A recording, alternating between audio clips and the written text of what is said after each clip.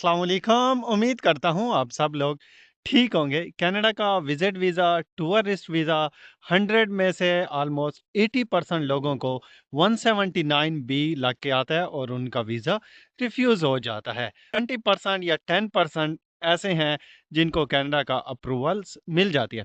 अब अगर आप नेक्स्ट टाइम अप्लाई करें तो मैं आपको कुछ टिप्स देता हूँ। आप उन टिप्स को अगर फॉलो करेंगे तो आई होप कि आपको नेक्स्ट टाइम कनाडा का विजिट वीज़ा या टूरिस्ट वीज़ा आपको मिल सकता है। चाहे आप खुद अप्लाई करें या आप कंसल्टेंट से अप्लाई करवाएं। अगर कंसल्टेंट आपको ये बातें नहीं बताता तो आप खुद ये अपनी तरफ से डॉक्यूमेंट्स अपने कंप्लीट करके कंसल्टेंट को दें कि ये मेरी विजिटर वीज़े की फ़ाइल में लगाएं। नंबर फर्स्ट पे तो आपकी बैंक स्टेटमेंट होनी चाहिए। कम से कम आपकी इतनी बैंक स्टेटमेंट हो, अगर आपने 1 मंथ का प्लान दिया है, तो वो आपके एक्सपेंस सारे कवर कर सके। वैसे ये कहीं पे भी आईआरसीसी की वेबसाइट पे मेंशन नहीं है कि आपके अकाउंट में इतने पैसे हों, तो तब आप कनाडा का वीज़ा अप्लाई कर सकते हैं। जो कंसल्टेंट्स वगैरह होते हैं या कोई एक्सपर्ट होते हैं, वो आपको बताते हैं कि एक पर्सन का एक्सपेंस कनाडा में इतना आता है और आपके अकाउंट में अगर फॉर एग्जांपल 10 से 15 लाख या 15 से 20 लाख रुपए पाकिस्तानी हो, तो आप कनाडा का वीज़ा अप्लाई करें, आपको चांस हो सकता है कनाडा का वीज़ा मिलने के लिए। उसकी वजह ये है कि वो इतनी स्टेटमेंट इस वजह से आपको बताते हैं कि आपकी जो टिकट्स है वो ऑलमोस्ट 5 से 7 लाख रुपए की तो सिर्फ टिकट आती है। बाकी आपके एक्सपेंस आ जाते हैं यहाँ पे कनाडा में घूमने के लिए।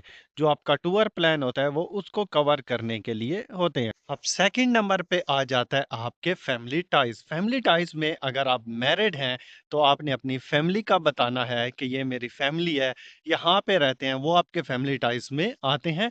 जो आपका रीज़न होगा बैक टू होम कि मेरी मिसेज है वो यहाँ पे हैं, बच्चे हैं वो यहाँ पे होंगे, तो टूर करके वापस अपने कंट्रीज आ जाऊंगा। इसके साथ साथ फैमिली टाइज में आपकी प्रॉपर्टीज भी आती है। अगर आपके पास कोई प्रॉपर्टीज वगैरह है तो वो भी आपने बताना है कि मेरे पास इतनी प्रॉपर्टी है, इतना रकबा है, स्क्वायर फुट, जितना भी वट जो भी आप कहते हैं, आप उसको मेंशन करें उसमें और उसकी बताएं कि इस टाइम इसकी इतनी वैल्यू है। और अगर आपने कोई रेंट पे भी दिया हुआ है तो उसका भी आप बताएं। ये आपके सारे फैमिली टाइज में आते हैं। अगर आपके पास ज्वेलरीज वगैरह है वो भी आप बताएं। गाड़ी है आपके पास वो भी बताएं। बाइक है, कुछ भी है जो आप समझते हैं कि इसकी इस टाइम अच्छी खासी वैल्यू है, जैसे प्राइस बॉन्ड हो गए, तो उनका भी आप बता सकते हैं कि ये सारी चीज़ें मेरे पास हैं। तो इसका आपने बनवाना है एक स्टाम्प पेपर। जो अथेंटिक पर्सन होते हैं आप उनसे अपना स्टाम्प पेपर बनवा के ये सारी चीज़ें उसके ऊपर आप मेंशन करवा सकते हैं। और अगर आपके पास, कुछ लोगों के पास कैश भी घर में पड़ा होता है, तो आप अपना कैश का भी बता सकते हैं कि मेरे पास कैश इन हैंड इतना है, तो वो भी आप स्टाम्प पेपर पे मेंशन करवा सकते हैं। ये आपके आ जाते हैं फैमिली स्टाइल्स में। अब थर्ड नंबर पे आ जाता है आपकी जॉब का। अगर आपके पास जॉब्स है, गवर्नमेंट्स की जॉब है, गवर्नमेंट की नहीं है, किसी आपके पास मल्टीनेशनल कंपनी की है या आप कहीं पे भी काम करते हैं, प्राइवेट जॉब है, तो आप अपनी जॉब का बता सकते हैं। आपको अपनी जॉब्स का जॉब लेटर लगाना है। और अगर कुछ कंसल्टेंट कहते हैं कि आप पे स्लिप भी साथ लगा दें, आप जॉब लेटर साथ लगाते हैं तो उसमें पे की डिटेल भी लिखी होती है, आपकी क्या पोजीशन है, क्या डेजिग्नेशन है, वो भी उसमें सारी डिटेल्स वगैरह लिखी होती हैं। तो वो आपने अपनी जॉब लेटर लगाना है। वो आप साथ लगाते हैं तो आपकी फाइल मज़ीद स्ट्रॉन्ग हो जाती है। फिर उसके बाद आपने अपनी ट्रैवल हिस्ट्री का बताना है। अगर आपके पास ट्रैवल हिस्ट्री है, आपने कहीं पे आपने ट्रैवल किया है, फॉर एग्जांपल आप उम्रे के लिए गए हैं या दुबई, तुर्की, कहीं पे भी गए हैं, तो वो आपने अपना ट्रैवल हिस्ट्री देनी है कि मैं इस कंट्री में विजिट किया हुआ है। अगर आपके पास ट्रैवल हिस्ट्री नहीं है तो फिर भी कोई बात नहीं है, लेकिन ट्रैवल हिस्ट्री से ये होता है कि आपकी फ़ाइल मज़ीद स्ट्रॉन्ग हो जाती है, वो ज़्यादा थोड़े चांस होते हैं वीज़ा मिलने के लिए। अगर नहीं भी है तो तब भी आप ये ना समझें कि मेरे पास ट्रैवल हिस्ट्री नहीं है, मैं वीज़ा अप्लाई नहीं करता हूँ। आपके बाकी डॉक्यूमेंट्स कंप्लीट हैं, तो आप तब भी कनाडा का विजिटर वीज़ा या टूरिस्ट वीज़ा आप अप्लाई कर सकते हैं। और उसके साथ-साथ आपने एक कवर लेटर भी लगाना है। कवर लेटर में आपने मेंशन करना होता है अपना टूर्स प्लान कि मैंने फॉर एग्ज़ाम्पल नायग्रा फॉल जाना है, मॉन्ट्रियल जाना है, कैलगरी जाना है, टोरंटो में घूमना है। इसको कहते हैं कवर लेटर, जिसमें आपने अपना टूर प्लान देना होता है। आपने मेंशन करना होता है कि मैं इस डेट को कनाडा में एंट्री करूँगा और इस डेट को एग्ज़िट करूँगा और ये मेरा टूर प्लान है, यहाँ-यहाँ पे मैंने विज़िट करूँगा और उसके बाद मैं वापस आ जाऊँगा। कवर लेटर आपने ज़रूर साथ लगाना है, वो आपकी फ़ाइल को और स्ट्रॉन्ग करता है, वो सपोर्टिंग डॉक्यूमेंट्स में भी आ जाता है ताकि वो वीज़ा ऑफ़िसर जो होता है, जो आपकी फ़ाइल चेक करते हैं, तो उनको कवर लेटर से थोड़ी-सी आसानी हो जाती है जब वो आपका पढ़ते हैं तो।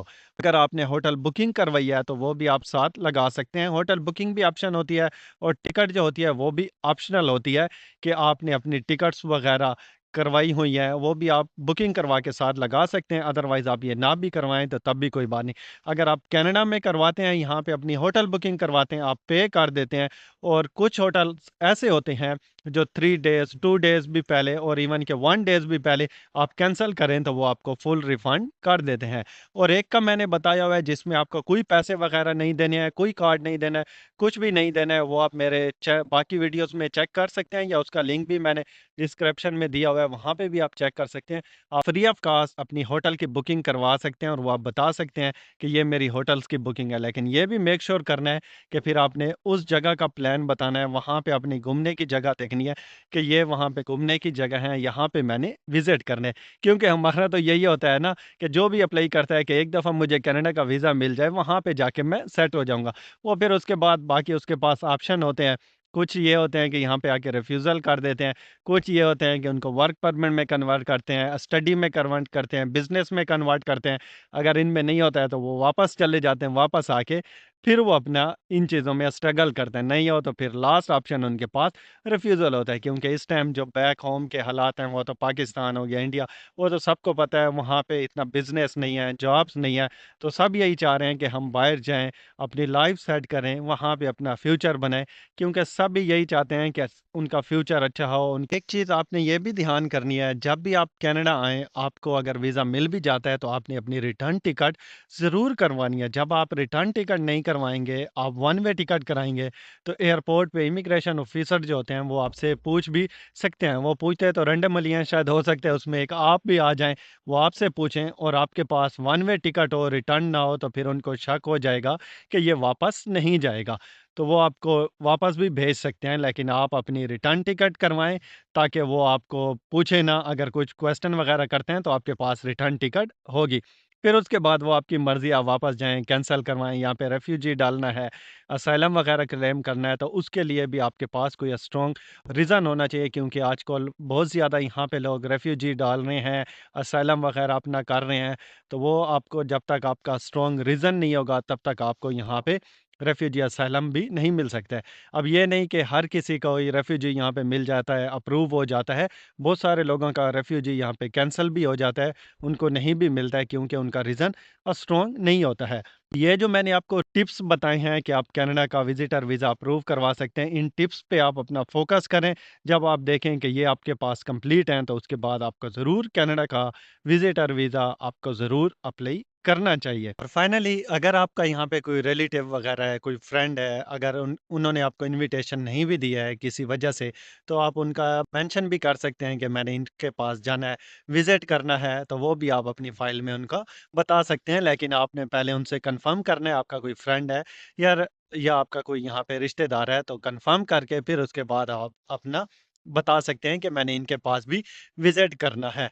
तो यही आपकी टिप्स हैं। आई होप कि ये आपके लिए हेल्पफुल भी होंगी। मिलेंगे एक और नई वीडियो के साथ, तब तक के लिए टेक केयर एंड अल्लाह हाफ़िज़।